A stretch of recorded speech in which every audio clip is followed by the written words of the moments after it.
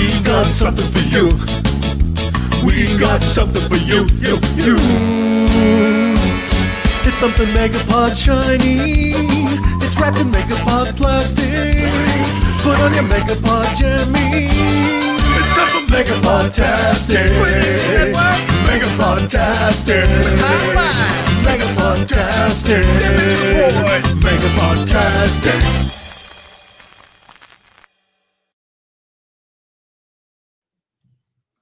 Hey. Hi. Yodelay-hoo. Yodelay-hee-hoo. Yodelay-hee-hoo? It's good to see Lil Everett. I'll tell you, when he popped onto your... to anyone watching this, by the way, who wasn't at Perp Stream a couple weeks ago, Lil Everett popped in, got us all yodeling. It was... He did his thing. It was a great... And then he was out. It was like, we're here, we're going to yodel, then I'm gone. It was a magical moment. Yeah, it was pretty impressive. Like finding a leprechaun. And you have to hold on to that moment. Because next thing you know, it's gone. And that's what happened. Hello. Hey, are we on your channel too? Yeah, I decided to stream on that on Twitter so we could get more people. Okay, all right. I saw like 2 extra. I'm like, I didn't set that up. Okay, that's cool. That's it. Hey, how's everybody doing? I'm good, and I hope you have subjects to talk about because I got nothing. I don't. I really don't have too much. I don't have too much. I had something though. I had something that popped into my head, and I'm like, that's worth talking about. But now I don't remember. Oh yeah, no, I know what it was. I know. Well, let's say hi. James Borland's here. Watched Harold Lloyd's The Freshman. Harold Lloyd's the master of silent comedy. Silent comedy, yeah. There you go. And what about Buster Keaton? Yeah, and Lil Everett says it's better yodeling with us than it is yodeling with Todd Tucky. I won't tell Todd. Because we actually give it some oomph. We care about the yodels. I'm gonna tell Todd. I'm gonna tell Todd we're better yodelers than he is. It's a dying art, and we're keeping it alive here. All right. So yeah, here's the problem with this week, and I think I told you this on another stream. I haven't been able to get out really. There's some movies. So why don't you stream? What? Well, that's the thing. I don't have much to talk about. What? Like, I mean, like I haven't seen any movies. The only movie I've seen is a movie called I Like Movies. And I can talk about I Like Movies because I saw Twisters. What'd you think? It was okay. Did you like what? Did you like the first one? Yeah. I like it. I like the first one more still. I like the action. This one had I thought the plot and the characters felt good. It felt authentic. The story. It was good. It was just like the actual set pieces just it's not enough. It wasn't enough for me from an action standpoint. Like the set pieces. See, I did not like the original at all. And I thought this looked like more of the same. I'm like, this looks like the same thing as the original, and I don't like the original. So I couldn't get into it.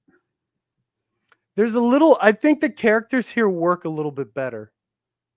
I think it works a little bit better. I think the tragedy, because it kind of has the same template of the first one where it's like a tragedy.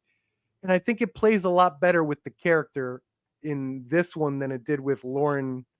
I think Lauren, what was Lauren Hunt? Helen Hunt. Sorry. Yeah.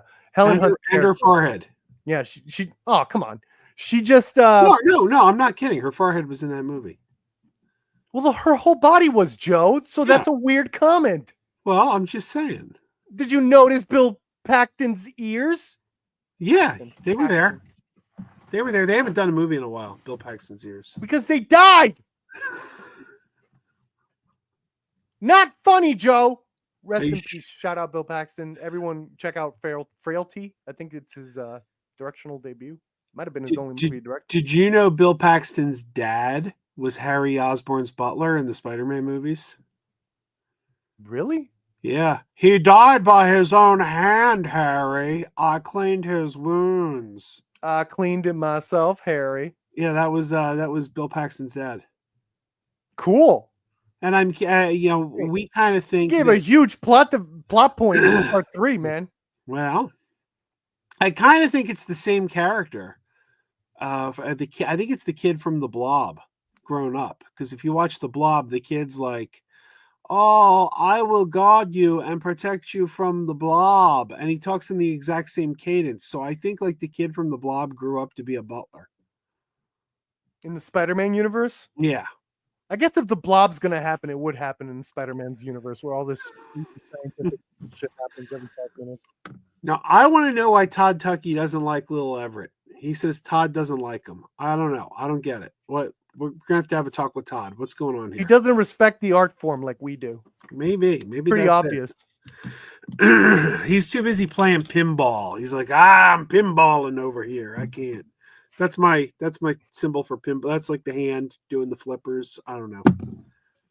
Like if I were like a mime, would you know I was playing pinball right now? I don't know what you're doing there.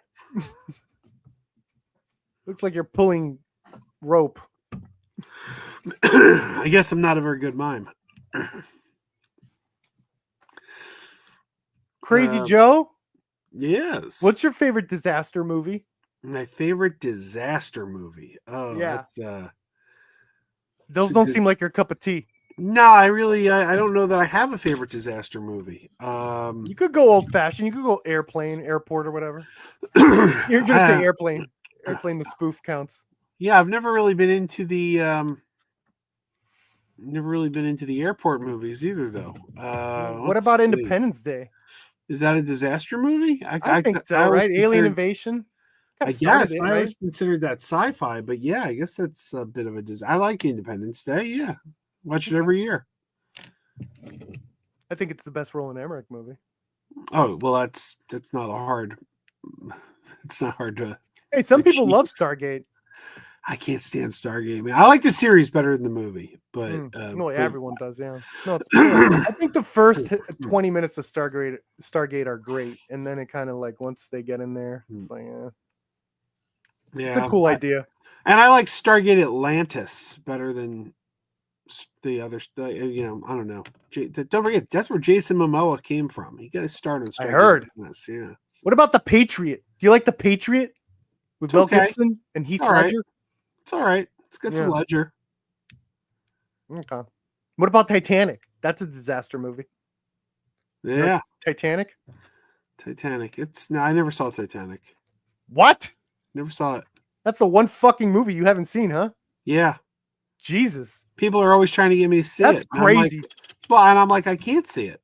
I can't see it. Then again, I haven't seen Rocky, so. Yeah, it's like I've gone too long. Everyone in the world's seen Titanic. It was like the #1 movie ever for a long time, and I'm like, well, yeah, I saw Titanic. I liked it. I thought it was good. So, let's see. Best Picture. What was in '97? I probably would have given it Goodwill. Man, we're busy today. Look at this chat. Can't keep up with it. Go chat. Go. Don't stop to get enough. Here. Butts Unplugged. Senior Nerd is here. He's got the original Twister on DVD. He's got everything on DVD now. Should have him on. He can show us his DVDs. No, don't have Senior Nerd on. Only my channel could withstand that power. James says, do we have any thoughts on the film North from 1994? Apparently people hated it for being racist. What? I never heard people hate it because that's new. I never heard I think people just hated it. Yeah, I know people hated it. There's no two ways about it. Like, Roger Ebert, he did the famous I hated it. That's like the worst movie ever made for him. Right. And actually I think I have North like over here in I think I have a collection called like 90s films or like 90s family films or something, and like North is one of the movies on that thing. Senior Nerd, check for North in your DVD collection. Lil Everett just applied for Cameo. Good luck, Lil Everett. I hope you make it to Cameo. That's this thing where celebrities you pay them and they send you a video message that says like Happy Little Everett, birthday, you're a celebrity, or are you just gonna yodel? You're gonna offer your yodel services. I got approved by Cameo, but I can't take the next step. Like they approved to have me on, but I can't do it. I can't do it though, because I'm like, I don't know. I feel bad charging people. You know, it's Yeah, like if you would do it somebody, for free. Who? yeah, like I don't know. I have Lisa here got my friend the Philly Captain to do he's on Cameo, and he did like a Uh-huh. message for her what's the polite term, gentleman caller. A gigolo? Gentleman call. Now her boyfriend. Oh, oh. I like the term gentleman caller You because they it make it sounds. sound like she bought a prostitute, man. See, I Careful thought with that. that wording. See, I thought that sounded like classy and British. No. You made it into something weird. What if I said, yeah, I'm hanging out with the lady of the night? It's like either a prostitute Well, or a that's a vampire. different phrase. That's not the same phrase. It's the equivalent, Joe. But a gentleman caller would be calling on her. So, like, you know, it's not like she's out there with her credit card. I don't know, Joe. She's not like she's out there. What are you saying? You said it. No, you're like, it's not like she's out there with her credit card. What scenario are you like, coming up with in your head? oh my Lord. This stream is off the rails. It always has been. Well, that's why I was like very worried, and I asked, I was like, hey, what are the subjects? Because this could go bad. Yeah. No, I do want to talk We're about not in control. I do want to talk about this movie. I was telling you a little bit about it, but I don't. I gotta find I like out. movies. I like movies. There's a movie called. The title of the movie is I Like Movies. Okay. Yes. I got to be clear on that because it just sounds like I'm saying I like movies, which I do. But this movie was apparently made in 2022. Okay. But it just came out. I think it only got distribution in Canada. It's a Right. Canadian film, only got distribution in Canada, and it just came to America. Some American DVD company just put it out. Okay. So this thing, I come upon this. It's set in 02. It's set in 2002 about a socially awkward kid, a high school kid, who's obsessed with movies, and he wants to work in a video store. The store is called Sequels Video. And all he wants is to work in Sequels Video. And I'm like, this looks interesting. So it's not streaming anywhere. I mean, you could buy it or rent it, but like, you know, there's nowhere where you could just stream this thing for free. Unless if you've got Hoopla. Now, are you familiar with Hoopla, Perp? I am. I don't even know if I have it. Hoopla is through your library. Not all libraries participate. Oh, that's right. You were telling me about it. Yeah. Not every library participates, but if your local library participates in Hoopla, you can download the Hoopla app to your Roku, to your iPad, and you can go in and borrow movies, and then it's just like you're streaming it like on Netflix or something, but you've got access to it for like as if you went to your library and took it out of the library. But instead you're streaming. And it's available on Hoopla. So if your local library participates in Hoopla, you can just download this to the Hoopla app on your Roku, watch it like a normal rental, and you don't got to pay. You need your library card. Mm-hmm. So that's what I did. And I got to recommend this movie. This is a very, very odd little independent movie. Early on in the movie, he's going around the video store and recommending films to the customers. Mm-hmm. And like I said, this is set in 2002. One of the first movies he starts really, really pushing on customers is Todd Solance's Happiness. Mm-hmm. And right there, I'm like, this movie's speaking to me, man.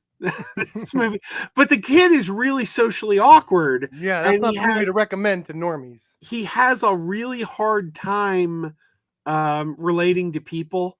Sure. So he's very off-putting to a lot of people. They don't know. He on an emotional level, he can't really relate to other people except through the movies. At times, he comes off as very unlikable. At times you feel bad for him. You understand this guy, he's got some issues and you feel bad for him. Other times you're just like, why would anybody want to be around this guy? And the characters treat him that way because they get sick of him. But man, I got to recommend this movie. I think this is, I would say it's one of the best movies. No, it is one of the best movies I've seen this year. I can't say it's one of the best movies of this year though, because it's from 02. we're just kind of getting it here in the United States now, late in the game. But It's literally from 2002, or it takes place in 2000. no. The movie takes place in 2002. It was made in 2022. Gotcha. So it's 2 years old already, but we're just kind of we're just What kind happened of with me with Dogman? Dogman was supposed to be like my favorite movie of the year, and then I find out it came out 2023. It's not eligible as a 2024 movie, and I was like, all right, well, that's not my favorite movie then of the year. How do you feel about the new Dogman that's coming out? What is it? There's an animated DreamWorks film called Oh, Dogman sure. coming out. Yeah, no, there's tons of Dogman movies. There was like another one came out this year too called Dogman, and now there's Night Bitch coming out. Night Bitch, yes. Who's that? Amy Adams? Yeah, correct. Yeah, I Night haven't, seen, Bitch and Dogman double feature of that shit. I haven't seen a trailer for that yet. I did. I was slightly disappointed. It seems like it's a dramedy. I thought it was going to be a little more genre. Anthony Cheeseman says regarding Cameo, charging people to say happy birthday. Hell yeah. So, imagine if there's a new arcade game based on John Wick. Surprised there isn't yet. There's like there's a couple like pixel, I think, strategy John Wick games, and there's a big one coming out, third-person shooter in the future. Now James Borland, Lil Everett, by the way, is a TikTok star. He's on TikTok 24/7. 24/7. He's literally on it right now. You're on there now. Are you TikToking now? Are you? Yeah. How are you TikToking? Are you TikToking us? Like, are you TikToking that you're watching the Joe and Perp stream? Yeah. See, I got to get on TikTok now, which is about to be illegal, right? Aren't they making it illegal in a couple months? I don't know. I'm good. Oh boy. Now James has taken us old school. James Borland wants to know if anyone in the chat has ever seen To Kill a Mockingbird. Yes. A long time ago. Well, he's only asking the chat though. Has anyone in the chat? He doesn't care about us. Oh, He just wants to know if the chat's seen To Kill a Mockingbird. Yeah, true. True that. But no, I love To Kill a Mockingbird. Classic movie. I don't remember it. Really? Yeah. That sounds way too long ago. It's a fine film. First ever movie appearance of Robert Duvall. Really? Yeah. He plays the character of Boo Radley. Boo Radley. Boo Radley. Oh yeah. So you seen anything good other than Twisters? Yeah, a bunch of Hong Kong stuff no one cares about. But go to the private chat. That might be a story that interests you. Well, let's see. Pull that up. Check this out. Oh man, we'll be redirected in 11 seconds. I saw it for like a half a second, and then King of Cinema. Oh yeah, here we go. Here we go. The King of Cinema had something to say. Yeah, yes, he did. Take out James Bro. Is that me? James Borland's comment's been up for a bit too, by the way. I don't know if you noticed. Oh yeah.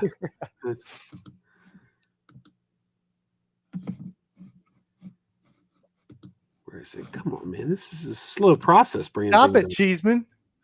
There it is. Martin Scorsese praises Jane Schoenbrun's I Saw the TV Glow. It's a psychologically powerful film.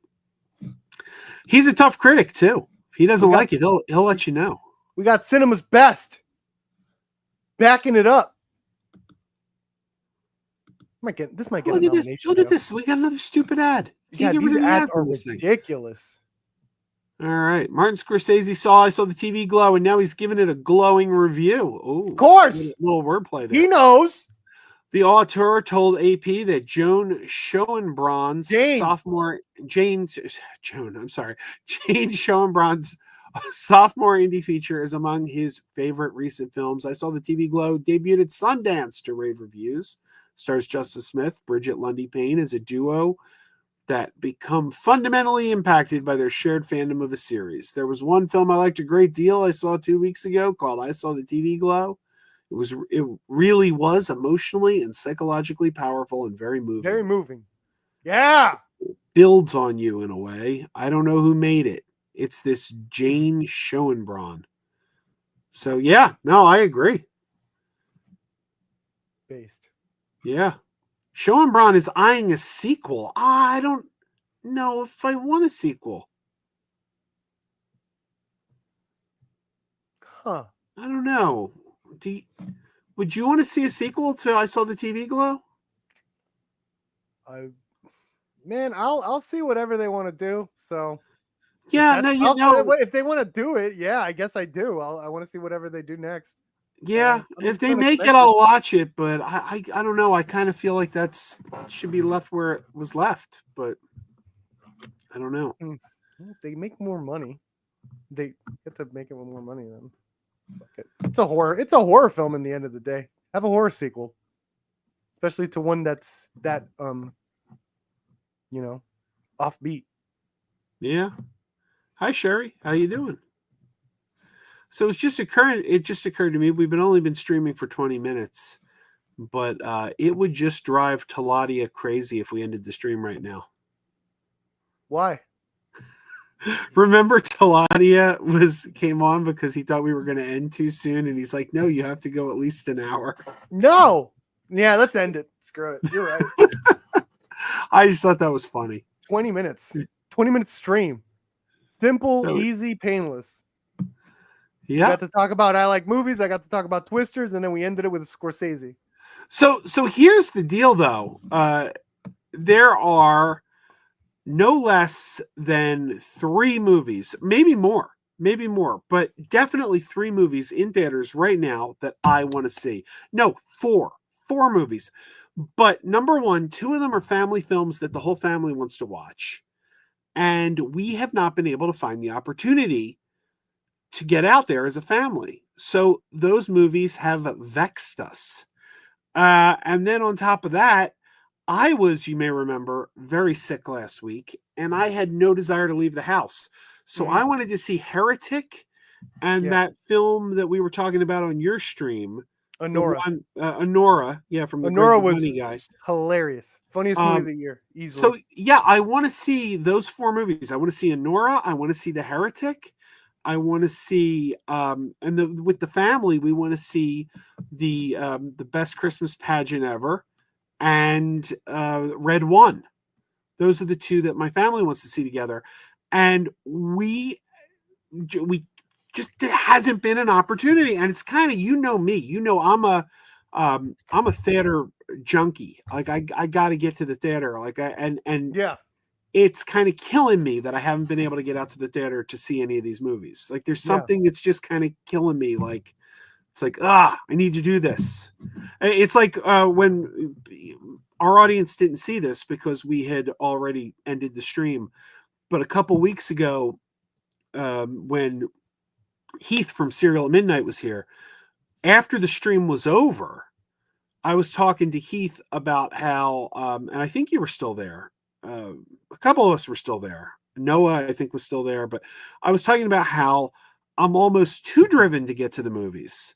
Like sometimes there's movies I don't care about that much, but I'm still trying to get out to see them because I just have this need to be in the theater. And he put it so perfectly. He said, yes, because to guys like you and I, that's our church. Mm-hmm. And yeah, he nailed it. And Nolan too. And he's our church. Christopher Nolan. Yeah. Sorry, I know you don't like him, but he has the same philosophy in a way.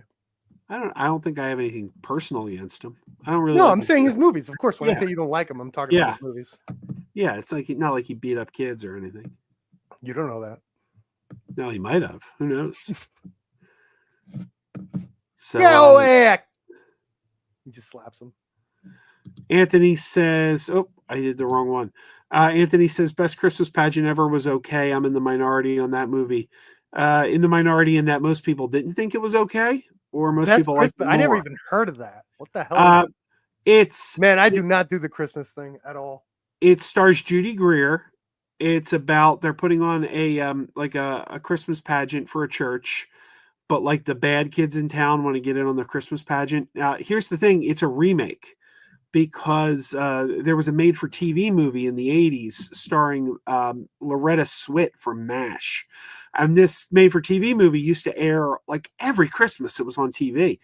And I used to watch that when it came on.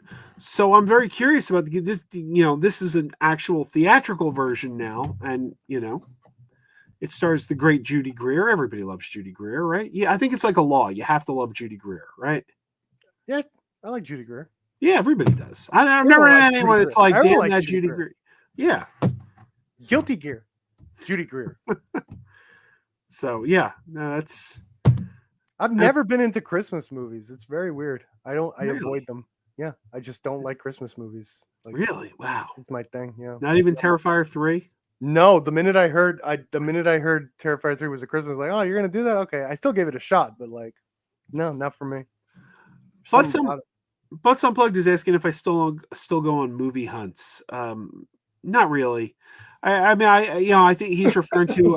I used to be associated with another channel, and we would we would go out to thrift stores and like going hunting, boys. See what movies we could find at the thrift stores, and I can't really do that anymore because anything I want, I have. Like, it's like if I want something, I just buy it. So it's not like I'm waiting, like I'm going to find that in the thrift store someday. It's like, I don't really do that. So I'm the exact same way. I'm not going to find anything that, I'm not going to find anything special at a thrift store probably. Right. And I'm also at the point where if I do go to a thrift store, I only want Blu-rays. Like I'm tired. There's been all this stuff in the news lately about how DVDs are starting to get a lot more disc rot, and the Blu-ray is just a more, what's the word? A more stable format. It's less likely to have disc rot than the DVD, and it's less likely to. I have so many DVDs that are fucked, man. Right. So I'm kind of at the point now where it's like if you go to the thrift store, most of what you find is DVD, not Blu. You'll find a couple Blu-rays, but the majority is find DVD. A couple Deadpools. Yeah. So that's the thing. I don't know. You just find like the most basic of basic mainstream movies. That's why it's like, I just order from eBay because everything I'm looking for is just like it's super limited and obscure. Yeah. Yeah, that's pretty accurate. Yeah. So I don't know. Jay Sonic says I missed this morning stream. You did a stream this morning, right? Yeah, I did. I did the video game award nominations. It was whatever. I don't know why I did it, but I got what I expected. It was whatever. There's nothing to home write about. Nothing to write home about. Nothing to home and write it at home. Yeah. Like you stole it. Yes. Happy, what about Muppets Christmas Carol? I think that's all right. That was fine. Like I don't it's just I'm just not into them. Like the movies have to be kind of good already, like the Die Hards. What's another really good Christmas movie? Did Out of Sight take place in Christmas? I don't remember. I don't think it did, but I haven't seen Out of Sight in a while. Yeah. One movie that people always were like, oh, it's a great Christmas movie. Kiss Kiss Reindeer Bang. Games. People keep saying Kiss Kiss Bang Bang. So I watched it, and I love that movie. I mean, the movie was fine. I enjoyed the movie, but it barely takes place at Christmas. Like Shane Black movies. All the Shane Black movies take place in Christmas. Right, but here's the thing: like Shane Shane Black really uses Christmas as like a background. Like people are always like, Die Hard's not a Christmas movie because Christmas isn't central to the plot. You always hear that. People always say that. I disagree, by the way. But Die Hard isn't Shane Black though. I know, but Die Hard is so much Christmassier than a Shane Black movie because people will go, well, then if Die Hard's a Christmas movie, so is Lethal Weapon. But the way Christmas is used in Lethal Weapon is not the same as the way Christmas is used in Die Hard. Yeah. It's very much in the background. Yeah. So I don't know. What's another Christmas Shane Black? Last Action Hero took place in Christmas and no one noticed. Like in the movie world. The Nice Guys. Nice Guys.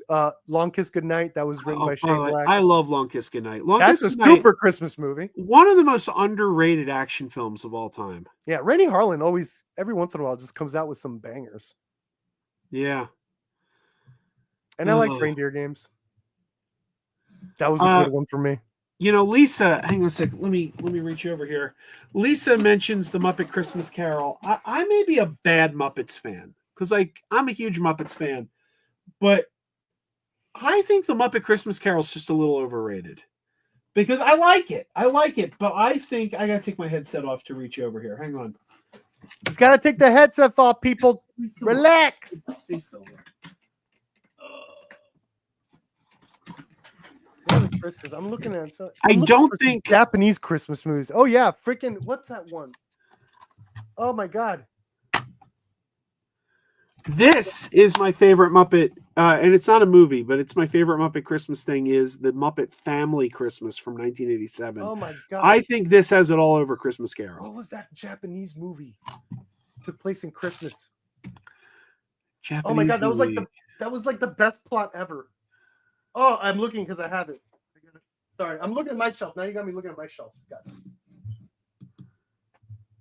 Did Killing of a Sacred Deer take place in Christmas? I never saw Killing of a I'm not too familiar with it. Was that the Poor Things guy? Yeah. It's his horror movie, technically. Okay. I never saw that, but I'm 50-50 with him because I loved Poor Things and hated Kinds of Kindness. What the fuck is that movie called? Oh, The World of Kanako. The World of Kanako. I think that takes place in Christmas. That was an amazing movie. There's this Japanese movie called The World of Kanako. It's like the greatest plot ever. It's about like this high school girl disappears and like this rundown ex-detective father ends up looking for her, right? And she's like, oh, my daughter's missing, whatever. And throughout the whole movie, he's getting deeper and deeper that she was such a piece of shit and that all these people wanted her dead. And so like the movie's this father's realization that her daughter, even though she's dead, is like slowly realizing she was an absolute monster. It was such a great, enthralling, like contradiction of feelings when you're watching this thing. It was awesome. Great movie.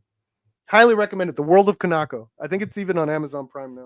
It's funny. It seems like we're going all in on Christmas talk, and it's we haven't even quite hit Thanksgiving yet. But let me ask you this: you're the world's foremost authority on horror films. No, I'm not. That's on this stream tonight. Oh, sure. So, what is your? Because we don't have Taladia here. That's why. What's your favorite Christmas horror film? Because let me tell you, there's one. The original Black Christmas, and it's not even close. Oh, that's a great movie. No, but there's one movie that gets a lot of praise that I think is overpraised. I don't think it's that great. And that's the movie. It was originally titled You Better Watch Out, better known as Christmas Evil. Never saw it. Okay. I don't watch any of these things. I never watched Silent Night. I haven't seen any of those. Oh, I do love Silent Night, Deadly. I know the memes though. Garbage Day. I know all that shit. So you never saw the movie Silent Night, Deadly Night Part 2 with the Garbage Day? No, I might have, and I don't remember. Actually, I think I did. That's the only one I saw, like back in the day. I did a bunch of slashers. That might have been the only one. I was actually thinking because we did. I'm remembering some distinct kills too, not just the meme garbage. I was thinking as we get closer to Christmas, I may want to do a watch party this year of. Hang on. And I think this is a perp movie. I think you'll dig this if you haven't seen it already. I was thinking as we get closer to Christmas, I might do a watch party of Anna. And yeah, I've seen it. The musical, yeah. Yeah, did you like that? Yeah, I did. It's fun.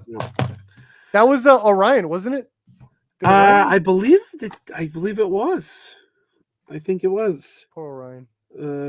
Love that. Of course, this is a British disc, so it may not have the Orion logo on it. It didn't come out on Blu-ray in the US. I had to import the Blu-ray. Yeah, they only put it on stream, right? Well, it got DVD. It got a DVD release. I gotta do a thing where I set up. I could show all like the Blu-rays and DVDs I have because I got a lot of valuable, like really hard to find shit, like weirdo movies. Look at this. Here's an old stranger we don't see too often anymore. Justin Proper is here.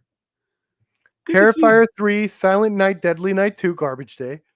The one with David That's Harbour. Violent Night. Violent Night. That was a an lot of action fun. movie. Yeah, That I was more of liked an action Violent movie, Night. wasn't it? You know what Violent Night struck me as? Violent Night was like it's got so many similarities to Die Hard in that it's like a family, terrorists, Christmas, all that. And it just felt like it was an answer to the people who say Die Hard isn't a Christmas movie. Like, oh, Die Hard isn't a Christmas movie? Oh, well. Who the fuck says that? People say it all the time. Who? Brian Twitter. Master, I don't believe Twitter anymore. Brian Master and Nunn used to say it all the time. I had some arguments with him about that. He moves at the end of Silent Night, Deadly Night. Ooh. I don't remember that. Maybe I didn't see it. Did you ever see Silent Night? The John Woo one? I No did. dialogue? I think that's in Christmas, right? Did that take place? Yeah, he had a Christmas sweater when he's running.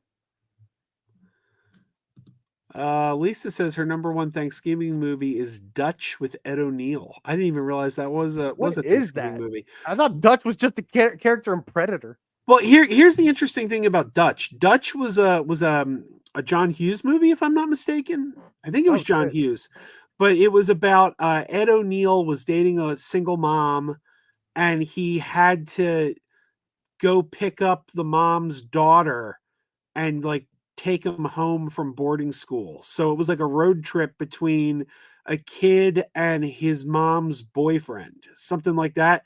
Got terrible reviews. But here's where it gets really weird. Ed O'Neill was the guy, and then Dutch, I guess, was the kid, and it was Ethan Embry, who went on to star in Empire Records, Vegas Vacation, Can't Hardly Wait. So he was the kid. So 20 years or so pass, and Ed O'Neill gets cast on a remake of not Die Hard, Dragnet, the old 50s cop show Dragnet. Sure. Ed O'Neill gets cast on Dragnet as Detective Joe Friday, and they have to cast his partner. They get the kid from Dutch. So like 20 years later, he gets reunited with the kid from Dutch, but now suddenly they're both cops and they're partners. I always thought that was funny. That is crazy, Joe. Only you would have those crazy anecdotes. Yeah, there you go. Oh boy.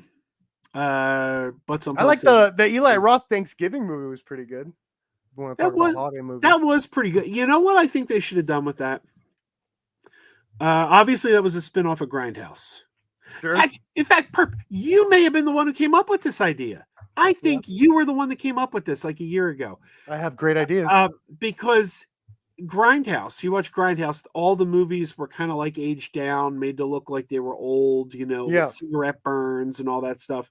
And obviously they finally make the Thanksgiving movie, and it's so far removed from Grindhouse that they didn't do that. They made it, it looks they made like it slick. A modern film. 2024, yeah. But someone suggested, and it may have been you, that they should have had an alternate cut of the movie on the Blu-ray that is the aged version. No, that was not my suggestion. Somebody said that should have been a Blu-ray extra. Like you watch the movie normal, but then here's the one that we aged to look like an old VHS tape or something as like one of the special features. Yeah. That would have been cool. I thought the best special feature deleted scene for The Flash. They just put the whole Batgirl movie in there as a deleted scene for The Flash. That would have been awesome. Do it, because the rule is you're not allowed to make money off it. So. Yeah, exactly. It's like, well, it's technically a deleted scene. Yeah. I'm telling you, that movie's going to come out. No, it's not. It is. It is. No. It's someday. You know why? You know why? You know why it's not going to come out? Why? Because I really want to see it. And the gods have already decided. Nope, not for perp. It may be 20, 30 years from now, but there will come a day when someone at Warner, when Zaslav will be gone, some new regime will be at Warner Brothers, and someone will go, wait a minute. We're sitting on a movie that has Michael Keaton as Batman in it that the world has never seen.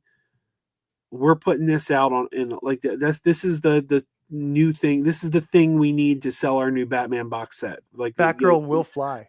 Yeah. It's going to happen. It's inevitable. It's got Michael Keaton as Batman in it. People want to see that. Not with the Flash, apparently. Well, I think that had more to do with Ezra and his crime spree.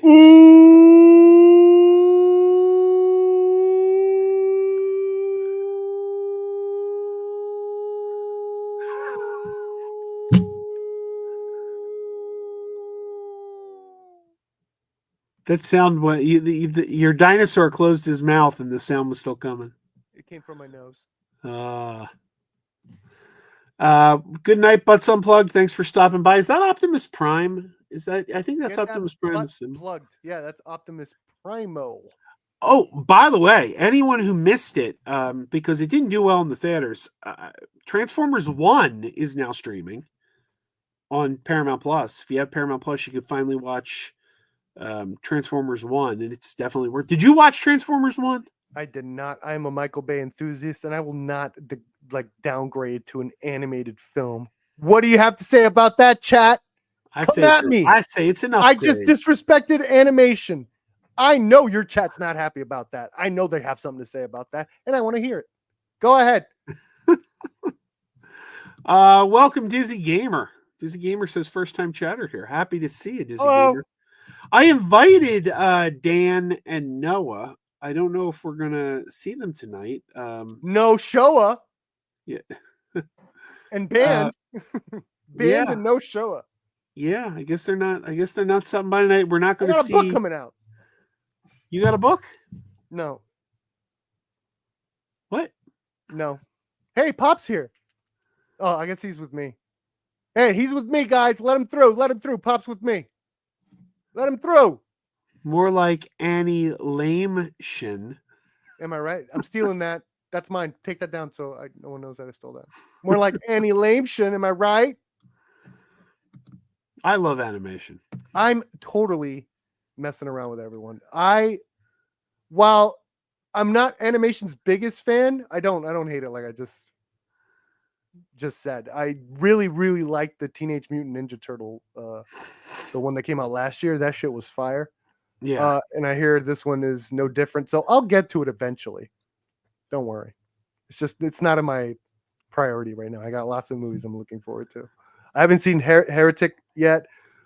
Alien Romulus, I think, is heading to Hulu pretty soon on the 22nd or one of the 21st. I'm definitely checking out. I didn't rush to see Alien Romulus, unfortunately. I wasn't like blown away by the trailer, and this could get us to a huge, huge hot take by the perp. I've been a little nervous about saying this, but I'm not going to lie. I will say it here. Crazy After Dark. I think that new Captain America trailer looked like absolute shit. Really? I thought it looked like shit. I don't know how people think that looks good. Wow, I'm excited. I am very worried about that movie, man. What didn't you like about it?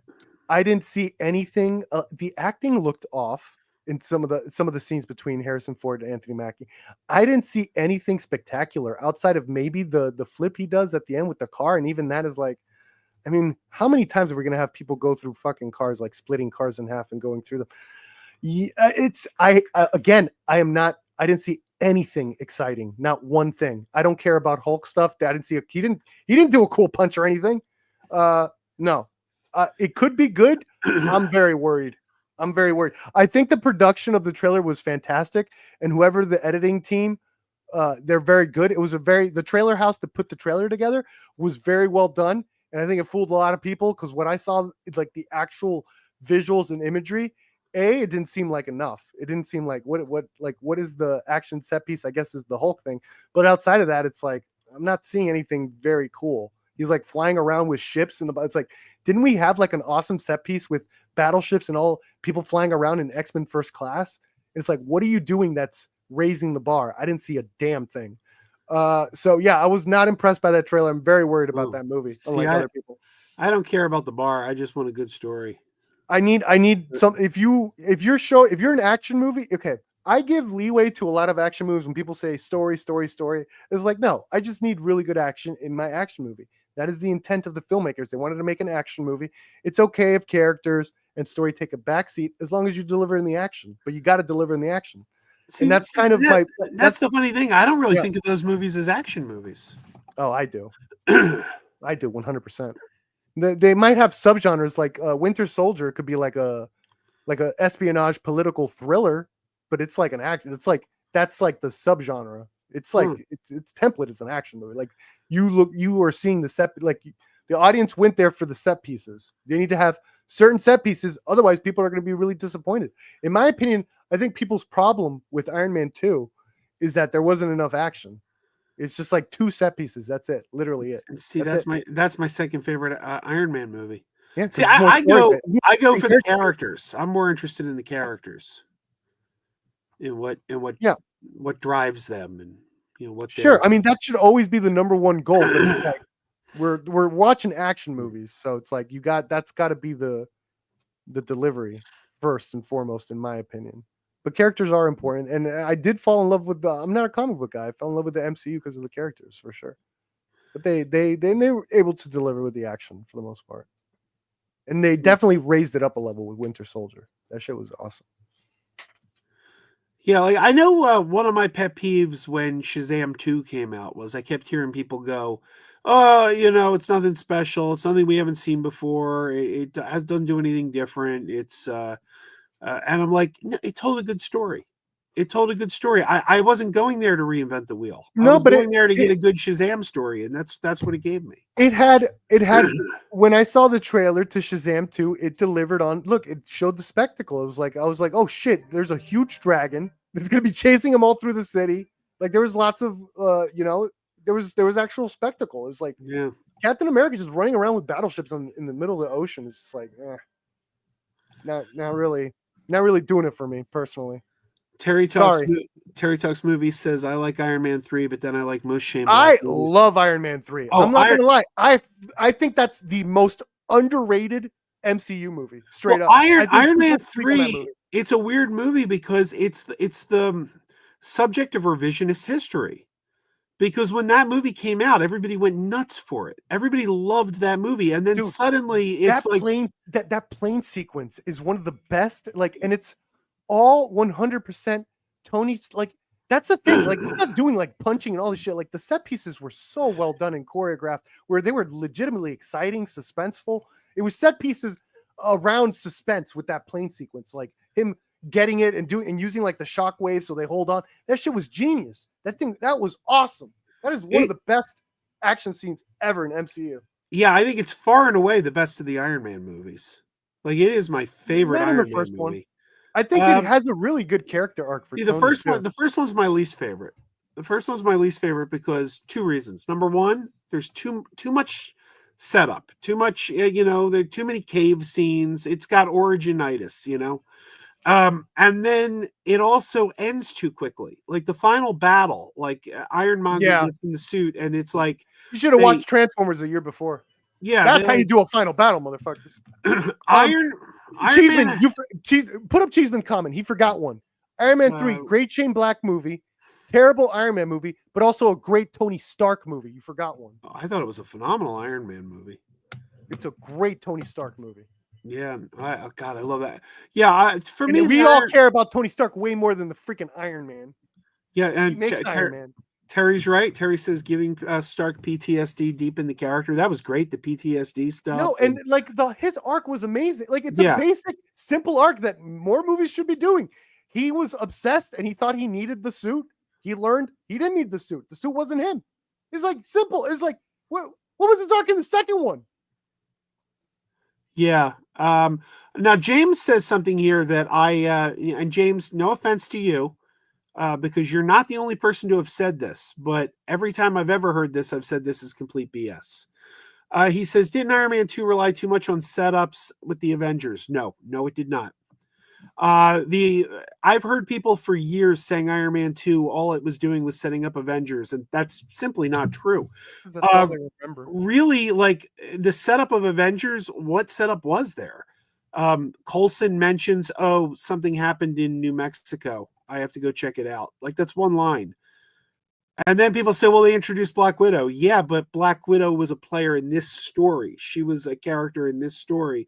It's not like she was there just because she was being introduced for Avengers. She was a player in the Iron Man 2 I think story. it was interwoven fine with him giving up his company to Pepper, and she was like the person in, and he fell in love with her. It was like, it was fine. Yeah, it was woven in. To me, the Iron Man movies go in reverse order. I think 3 is the best, 2 is the second best, and the original is It's my probably least favorite. 1, 3, and 2 for me. But I love the first one is special for me. yeah, It was really Robert Downey Jr. The Robert Downey Jr. show made it special. I am getting a And little... people are still throughout, with Agatha being, in my opinion, it seems like it's a success, bona fide success. People are still saying MCU needs to get it together. It's like, it seems like they are with Deadpool and now Agatha. Like, I thought the Marvels was fine. It's not my favorite. I thought it was fine. I could totally understand people being disappointed with it. But it has fun. It had a little bit more fun than the first one. So I enjoyed it a little bit more than the first one. But yeah, like, dude, I swear to God, one hiccup got everyone absolutely gaslighting themselves into thinking MCU's in trouble. It's crazy. It's crazy out there, Joe. I can't even tell you what's going on Twitter. Yeah, I've never understood it. People keep saying like, "Oh, the MCU, it's not as good as it used to be." I say nonsense to that. Like, I didn't care for Secret Invasion. I didn't care for Moon Knight and Eternals and Black Panther 2. And that's like 4 projects. Yeah. Generally speaking, I think the MCU has continued to be spectacular. I think the messes that, even like a mess like Thor Love and Thunder, which I still legitimately loved, and Wakanda, I think even with the messes that they are going all over the place, I still think there's so many golden moments that to throw it away is just an absolute, like, I feel misunderstanding of the art of cinema. It's like, go for scenes, go for the acting in this. Look at this emotional scene between Natalie Portman and Chris Hemsworth in Thor: Love and Thunder. Everything is completely, because of some bad comedic timing or one particularly bad scene, everything is thrown out, and that's crazy to me. Which movie are we talking about? Thor: Love and Thunder. What was the particularly bad scene? I think, in my opinion, the comedy did not work with the Russell Crowe scene. I wasn't. I was rushing. I wanted it to rush. I wanted it to get out of there so fast with all the Russell Crowe stuff. See, I loved that. I love it. Okay. Thor: Love and Thunder is by I loved far everything else. I thought it was a very emotional movie. It's by far my favorite of the Thor movies, and it's probably my favorite post Endgame MCU movie.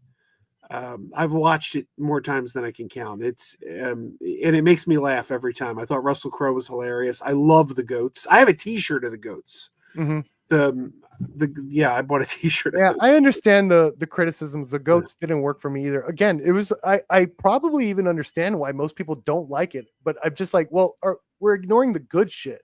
We're ignoring the great character stuff and the backbone of that thing. And Christian Bale's amazing performance. And every time people go after, like, no, Christian Bale sucked, it's always because he's not like in the comics. Like, that character specifically gets the not like the comics, therefore it sucked for some reason. Like, oh, look at how he is in the comics. God killer. He's not even a God killer. It's like he killed a god that's his intro.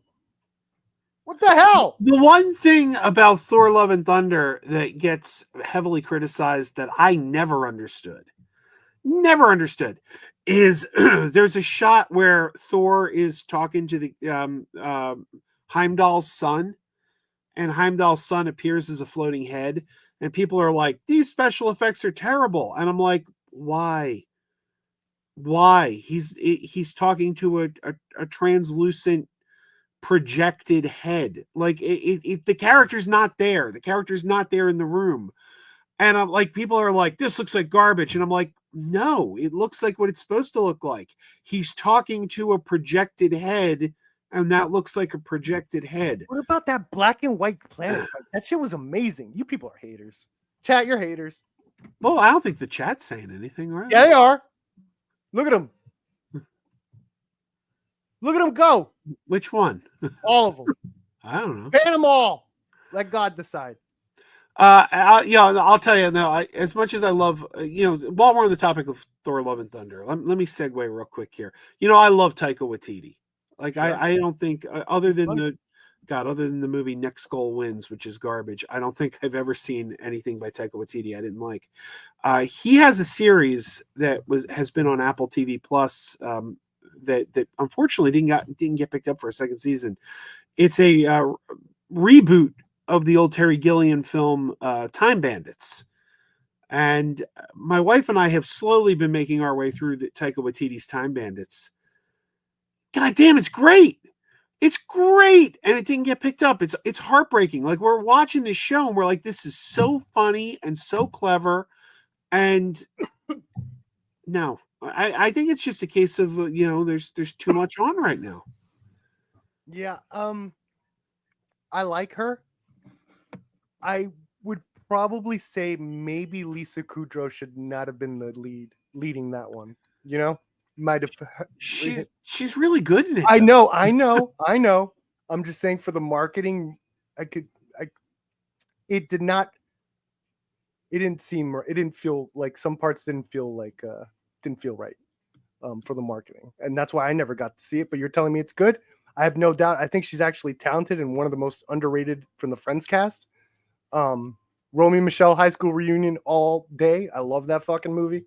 I've actually never seen that one. You've never seen Romeo and Michelle? Dude, Joe, you have a favorite movie waiting for you. You have a movie that I guarantee will be one of your favorites. Really? It is amazing. That movie it's underrated. It's like one of those movies. It's one of those movies that when it came out, like, you know how comedy is. Comedy is very subjective. Yes. And the trailers didn't look funny, I didn't think. It is, man. I think, how do you pronounce her name? Janine Garofalo. Oh, I love Janine Garofalo. She's in it. She's hilarious, bro. And like, they have like this thing where they want to seem cool and they go back to their high school reunion. So they're like, what's something no one would know? It was like, we invented Post-its. So they go around their reunion saying they invented Post-its. Are you kidding me? What? That is so weird. Do you know why? Why? When you recommend a movie, or when someone recommends a movie when we're on a stream, I write it on a Post-it, and I was just writing to watch Romeo and Michelle on a Post-it while you were saying that. That's a subplot in the movie. How odd is that? It's meant to be. I'm telling you, that's going to be your favorite movie, Joe. Oh boy, it's hilarious. No, I'm surprised, dude. You're not a Lisa Kudrow fan until you see that movie. Well, that's the thing. I don't have any. She's amazing in that movie. I don't have anything against Lisa Kudrow. I certainly don't have anything against Lisa Kudrow. But Time Bandits may be the first thing I've really watched Lisa Kudrow in, because I am not a fan of Friends. Oh, shit. Okay. I don't like Friends. I mean, I've seen Friends, but I don't care for it. Sure. So I don't know. I'm trying to James Borland says, thoughts on Eternals, Crazy Joe. I'm actually I don't like the Eternals. Mm-hmm. I mean, I don't think it's as bad as people say. Like, I'll take the Eternals over Black Panther 2. I hated Black Panther 2. Black Panther 2 might be the only MCU movie I hate. Really? Yeah. You even like Thor: Dark World? I'd take it over Black Panther 2. And Ant-Man and Wasp? I loved Ant-Man and the Wasp. Okay. But I loved all three of the Ant-Man movies. Is that your favorite trilogy? Is that the most consistent trilogy in your eyes of the Marvel MCU? I have a hard time calling any of them trilogies, just because. Do it for me, Joe. Okay, here's the thing. Like, people will say the Iron Man trilogy, and I'm like, Iron Man's not a trilogy because Iron Man's story ended in Avengers Endgame. Like, his arc went over 3 movies. So rate just the trilogy without the arc. Well. To me, that's the Thor trilogy. Trilogy. The Thor trilogy. I love the first and third. No, I love the first, third, and fourth. I think Ant-Man's your favorite trilogy, man. Yeah, Guardians. Guardians. I was very disappointed in the third one. Okay, yeah. I liked it. Like, don't get me wrong. I'm not saying Guardians Volume 3. I don't think Guardians Volume 3. Captain America. Bad. Captain America. Captain America was good. They were good. Civil War. Yeah, Civil War. Do you like them more than the Ant-Man movies? I don't know. The Ant-Man movies might be more fun. I think you like I think that's your trilogy, man. Here's a lot of people hated Quantumania. Yeah, so. And I get why people hated Quantumania, because Quantumania was weird and bonkers. But for that reason, I adored that movie. Sure. Like, that movie, the world building and just how goofy and out there it was such a wild sci-fi movie. I loved that movie. Sure. But I also get why people like when people say they don't like the Thor: Love and Thunder, it boggles my mind. I'm like, what didn't you like? But I get why people don't like Quantumania. What But about I loved it. Shang-Chi? What about Shang-Chi? I loved Shang-Chi. I Shang-Chi was love great. Shang-Chi. Yeah. You know, I'm a big martial arts fan and kung fu. Right. So Shang-Chi just hit me right in the core of what is a perp. Yeah. And you know what I love about Marvel is that I came at this not from a comic book angle. I am a fan of cinema. I am a fan of movies, and Marvel was always. I noticed that Avengers was when I really like. Okay, this shit is super special. But every Marvel movie was always hitting me with something like, "Oh, I wasn't expecting that. That's fun." I wasn't.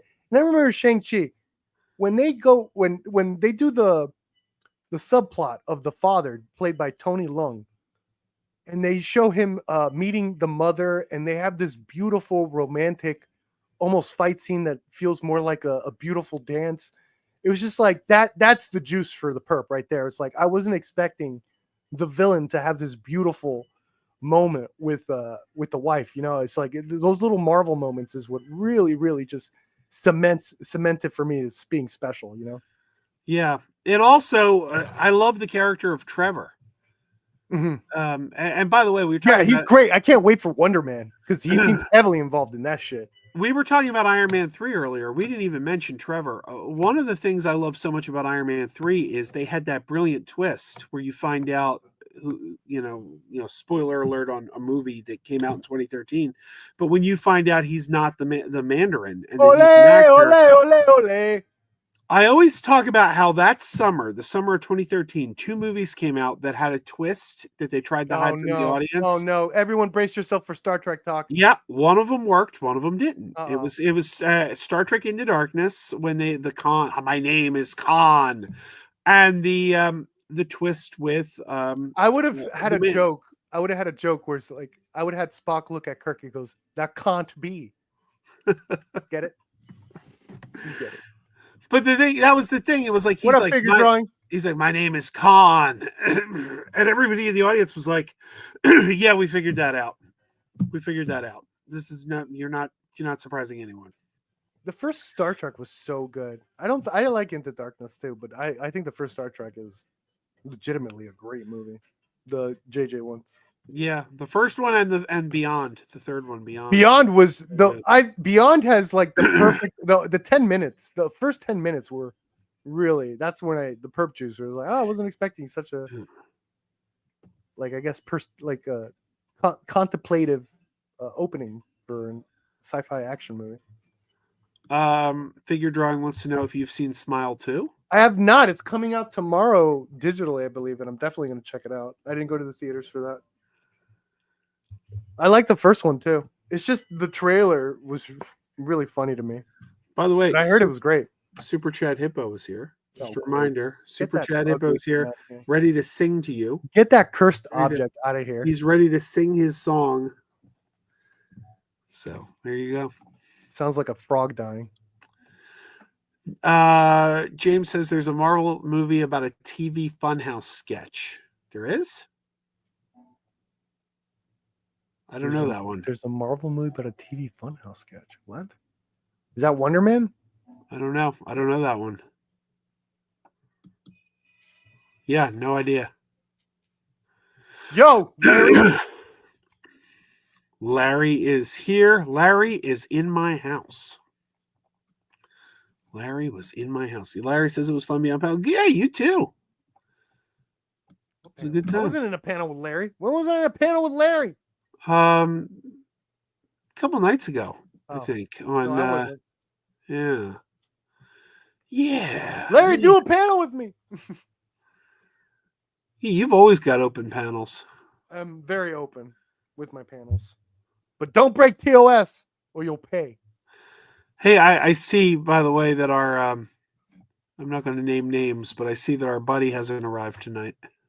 Skull Man. No, so you'll name names. Going through my window. Skull Man. Skull Man. I gotta do a stream. I gotta break something. We gotta start getting ready for award. It's award season, baby. And I want to do a crazy perp award stream. I want to do like best fight sequence. All right, best action sequence. Best female badass. Best male badass. Best badass. Hey, did you see there's going to be an HBO documentary series on Best kill.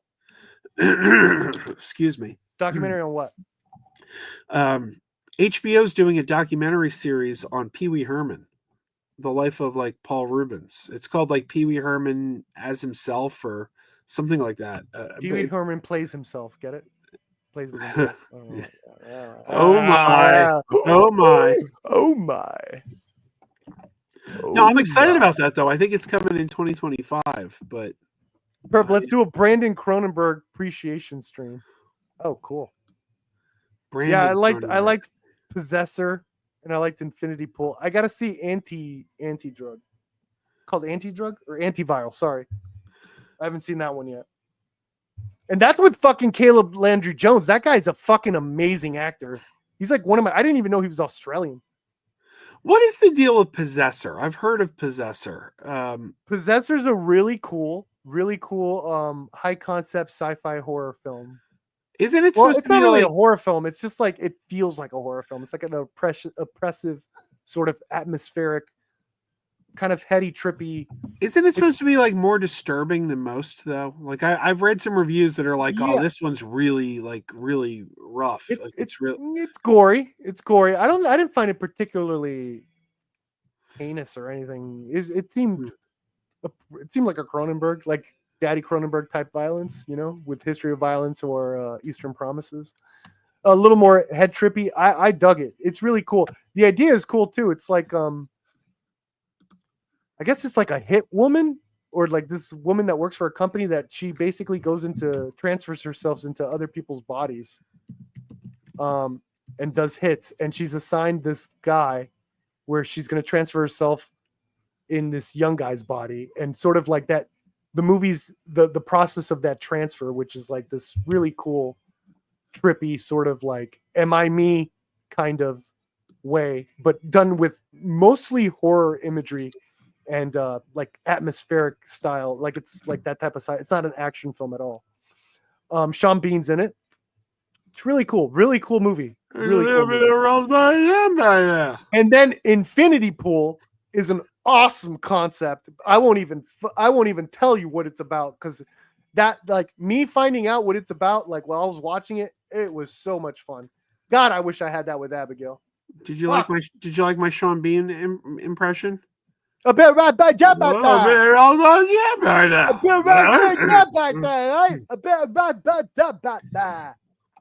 Borland wants to know if you've heard of the action cartoon with Looney Tunes characters called Lunatics Unleashed.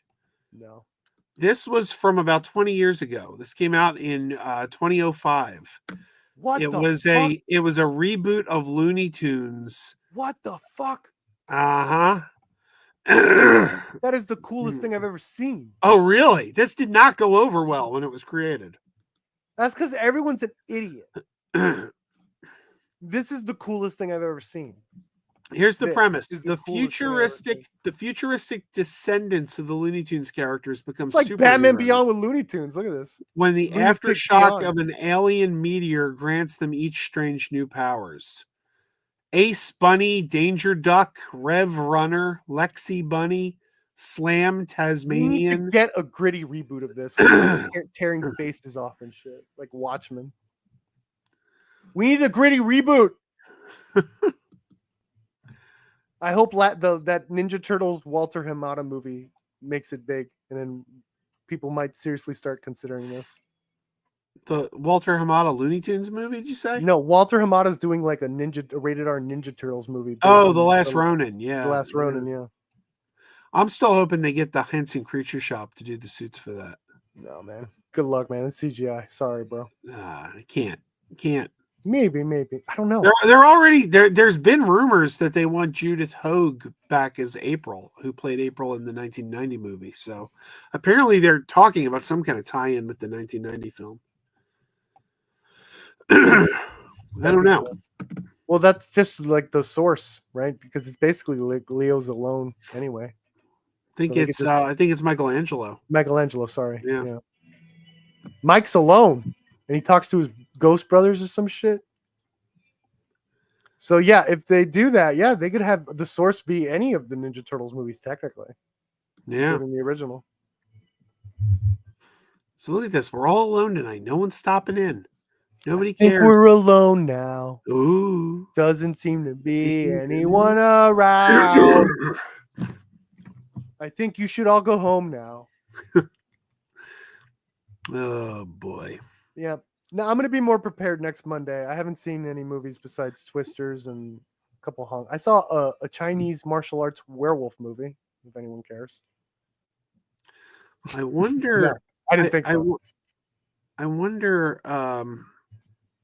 You know what? I'm going to take. Okay, if you're watching us on Movie Madness Entertainment, I'm going to end the stream on Movie Madness Entertainment for a reason. I don't want to get Max in trouble. I'm going to play something that might get Max in trouble. So I don't mind if it's my channel and your channel's not monetized, right? Yeah, I don't give a shit. Yeah. All right. So anyone watching on I'm the Wild West in my channel. Go over there if you want some serious, absolute chaos movie discussion. I'm going to play some music basically, and I don't know if it's copy protected. So come on over. We're alone now. Come over to Crazy Joe or Perp's channel because Larry is saying he loves Short Circuit 2, and I gotta and I'm ending on MME. Bye, MME. Bye, MME. Come on over. If you guys want it raw and uncut, you got to go to one of our channels. Sorry. How do I do this? Do I hit remove? And if I do hit remove, does it remove the whole stream? I think we're done. You think so? No, because it says edit, remove. Shut up, Cheeseman. You're not even a part of MME. You can't say bye to it. Maybe I just tired of Cheeseman. tap it. He's always in the chat trying to like egg me on. He's trying to like rile me up. Why do you do that, Cheeseman? All right, it worked. Wow, we're not on MME anymore. Okay, so here's the thing. I think we're alone now. So here's the thing. Larry brings up Short Circuit 2. Wow. Input. Is, yeah, let's end the stream soon, man. You're coughing up a. Yeah, I'm sorry. I was sick and I'm much better now, but I'm not still recovering. Perfect. I'm not perfect. So no one is Joe. Crazy Joe. The theme music from Short Circuit 2. I love this music so much. So I'm gonna bring this up here. Let me see. It's over, Joe. It's over. You don't like it? Input. Do you remember Didn't they brown face an actor for these movies? Yeah. Yeah, let's not talk about that part, but that's the scene you're gonna play. All right. I love this music so much. This is from Charles Fox, who wrote the theme from Wonder Woman. This movie is so forgotten. I don't know if they're copy protecting this or not, but I guess we're gonna find out. Let's find out together. Yeah. This is the end theme music from Short Circuit. Input. This is one where he became punk rock and he had a mohawk and shit, right? Yes. Hell yeah.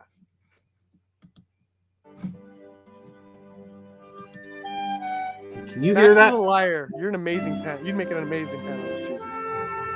Can you hear that? Yes. Wish I could. You can't hear that? No, because I hear it.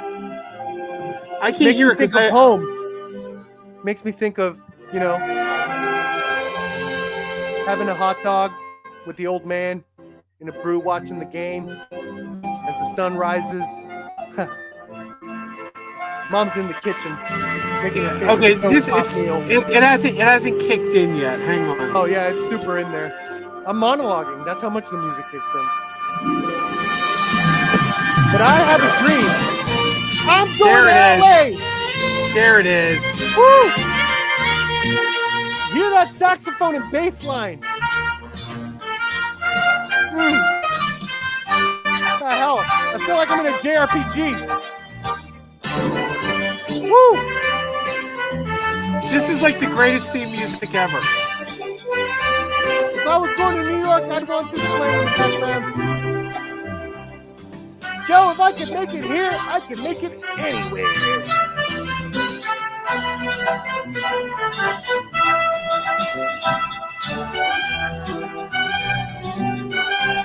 like I'm playing an Atelier game.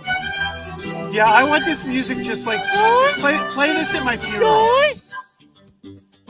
Yoy! If anyone played the Atelier games, y'all know what I'm talking about. Yoy!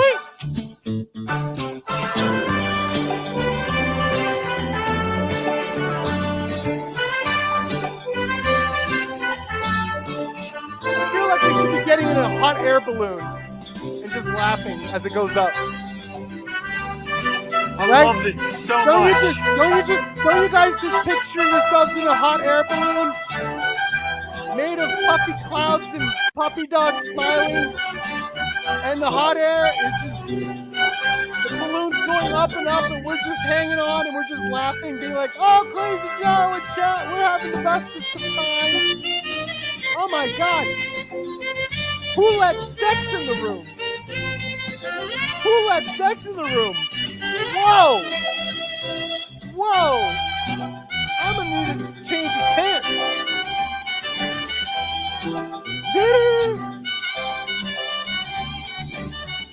Whoa! What are we gonna get next? A didgeridoo, maybe? They're getting everything. Pulling out all. This was produced by John Hammond. There's no expense. I want every instrument. The composer was like, I'm gonna make a song that has every instrument.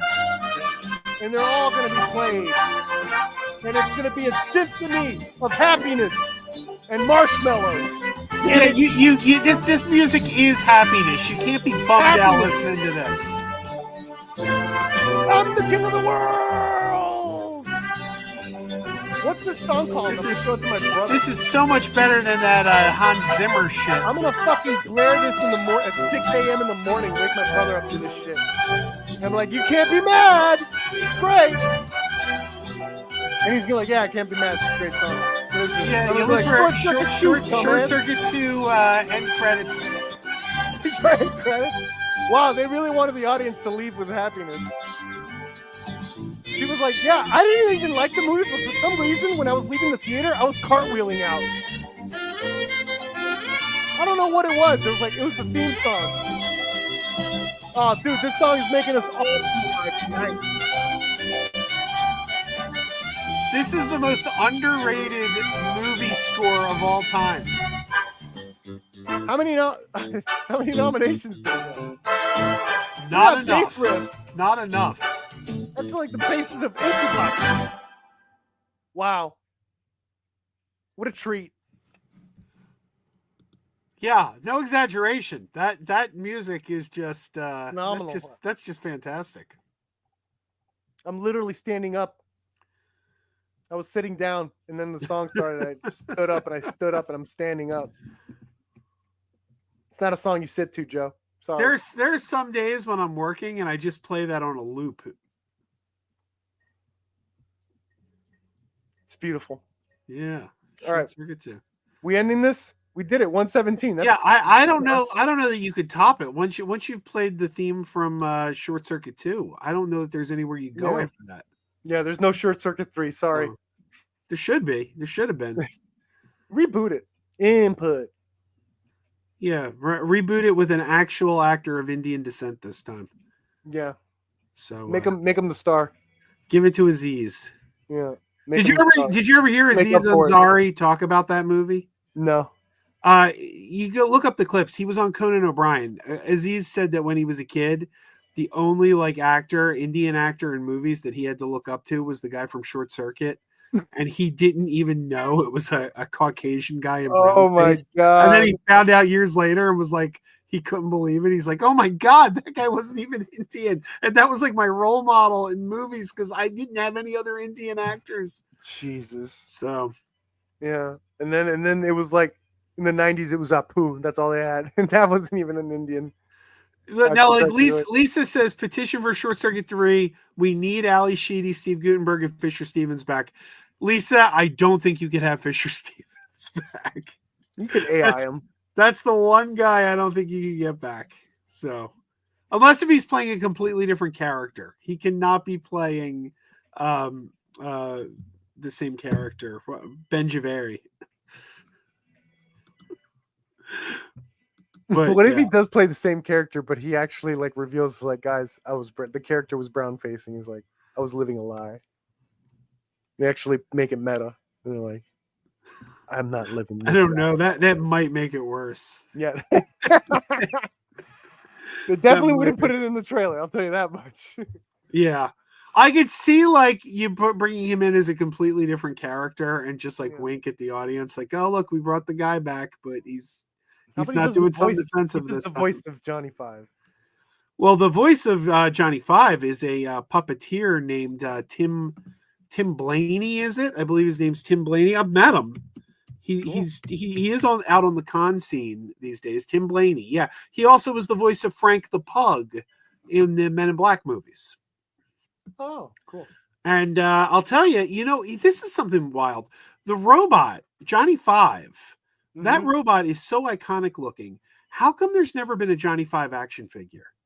NECA makes all these like action figures from movies. They'll make Bill and Ted and Gremlins and all these things. They've never done Johnny Five. That one seems like it would translate so well to like an action figure. I got something very scary for you, man. There is a great possibility with like these sort of old like childhood kid characters becoming horror films. There is a slight chance you get a short circuit, but it becomes like horror rebooted, like Fantasy Island. That is a strong possibility of how they I bring could it back. see that, but yeah, I think we'd be dead by then. Like they have to wait for it to go into the public domain. So I think You don't think the studio itself might? Oh, you mean like what they did with Banana Splits, where Warner Yeah, Brothers was behind it? yeah, or Fantasy Island. But why wouldn't you just do something like I don't know, like why don't you just do Deadly Friend again? Because the as you said, the Johnny Five character design is iconic. Yeah, maybe. I don't know. You could okay.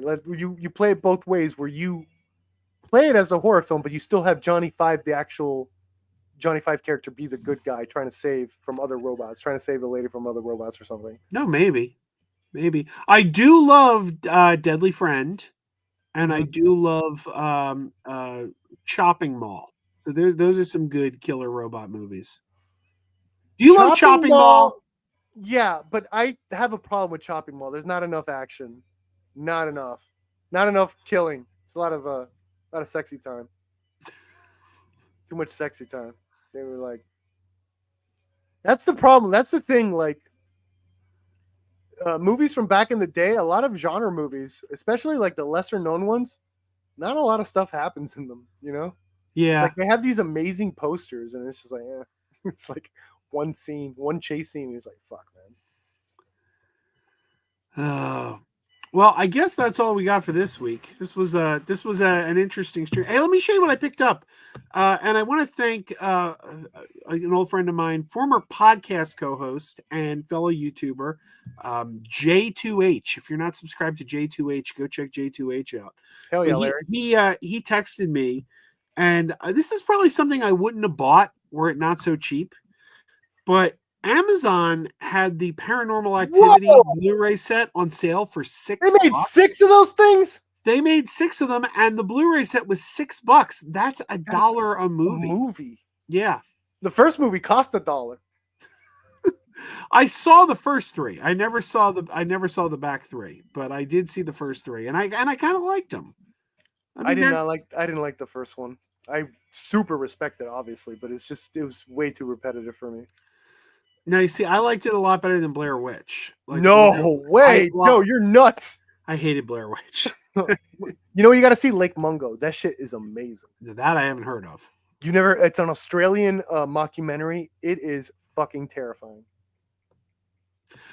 One scene specifically gets me every time. One last thing before we wrap this up. Are you familiar with the series of I'm not a TV guy. No. It's a film series. Are you familiar with the series of horror movie documentaries called In Search of Darkness? No. I mean, I'm familiar with them. I haven't watched them, though. They're doing a 4th one. It's the first 3 are in the horror films of the 80s. Now they're moving into the 90s. And I really have I don't know how I feel about these films because I've seen all of them. Okay. In fact, I own all of them on Blu-ray. Okay. And then they did a sci-fi one called In Search of Tomorrow. Okay. And I'm watching the last one, I guess the last one was In Search of Tomorrow or In Search of Darkness 3. I'm not sure. But I'm watching it and it started occurring to me, this is not a documentary. They're billing them as a horror documentary, but it's really not a documentary because all it is a collection of clips from these movies and then people talking about the movies and then we're on to the next movie and then we're on to the next movie. And I'm like, I'm really just watching a 4-hour highlight reel. Mm. And once that hit me, I'm like, why am I watching this? Like I could, if these movies are great, if you're going to sit here and be like, oh man, we got to tell you how great Chopping Mall is and showing me clips from Chopping Mall, I could just watch Chopping Mall.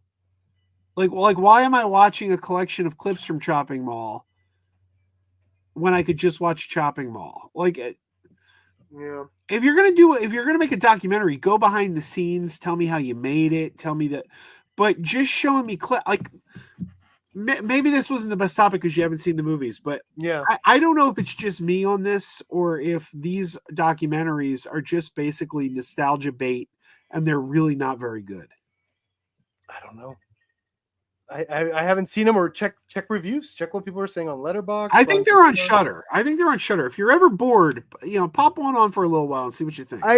That's happened before. Fangoria did something like that where they were like the Fear Makers or something. They released just scenes from horror movies they got. They did a scene from Hellraiser, did a scene from Chucky. It was like a very weird, Have you ever heard of the 1983 quote unquote documentary, and I use the term lightly, Terror in the Isles, hosted by Nancy what's her name? Nancy Allen and Donald Pleasance? No. It's kind of the same. It's just we're just showing you clips from horror films and occasionally some weird narration from Nancy Allen and Donald Pleasance. Yeah. And I would catch it all the time and be like, I don't know that this counts as a documentary, really. Yeah. All right, Crazy Joe. I have to head out at this point. All right. It was fun combo, man. A little chaotic, a little bit of a taste of what we normally do, I guess. Yeah, no. It was a good time. And I'm gonna get out to the movies. I'm gonna see some stuff this week, and next week we'll be if you're gonna see Anora, and I highly recommend Anora if you're into, it's a very explicit movie for the first 40 minutes, so very sexual. So, but it gets hilarious. It is the funniest movie I've seen all year. Well, one of my favorite movies is Boogie Nights. So okay, yeah, I've seen a big giant fake Mark Wahlberg dong before. So yeah, so I know sexy. Oh, I never doubted that, Joe. Trust me. All right, everybody. Perp, thanks for being here. We'll come back. We'll do this again next week. Thank you. Everyone, if you're feeling down this week, go find Charles Fox's end theme music from Short Circuit 2. You'll feel a lot better. Yeah. All right. Keep wearing those pajamas.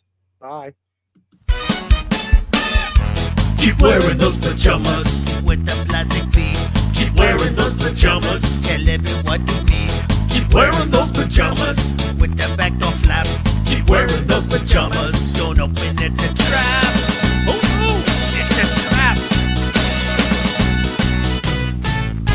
Some people call them PJs, some people call them jammies. They can come embroidered with big money and no whammies. They can have 100 tiny commander Adamas, but no matter how they look, just keep on wearing those pajamas. Keep on wearing those pajamas. Keep wearing those pajamas. I know we're having fun. Keep wearing those pajamas. And now the song is done.